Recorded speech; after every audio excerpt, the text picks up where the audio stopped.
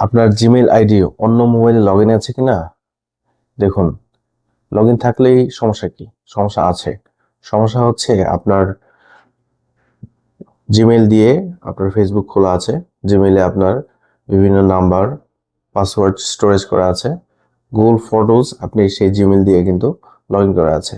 তো আপনার অন্য মোবাইলে যদি জিমেইল লগ ইন করা থাকে তাহলে খুব সহজে এই ছবি, ফটো, পাসওয়ার্ড এবং ইভেন কি ফেসবুকের আইডি সহজে নিয়ে নিতে পারবে। তাহলে অবশ্যই চেক করে দেখুন যে কোন কোন মোবাইলে আপনার জিমেইল অ্যাকাউন্ট লগ ইন করা আছে। যদি আপনার অপরিচিত কোনো ডিভাইসে লগ ইন করা থাকে তাহলে এখনই সাইন আউট করুন এবং আপনার ফেসবুক বা যেসব সামাজিক যোগাযোগ মাধ্যম আছে সেগুলোর পাসওয়ার্ড এখনই চেঞ্জ করে ফেলুন। ভিডিওটি অবশ্যই শেয়ার করবেন। ধন্যবাদ সবাইকে।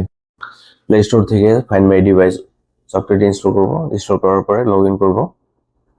লগ ইন করার পরে আপনারা দেখতে পাচ্ছেন, লগ ইন করলাম। লগ ইন করার পরে দেখতে পাচ্ছেন 3টি মোবাইল আমার জিমেইলে লগ ইন করা আছে।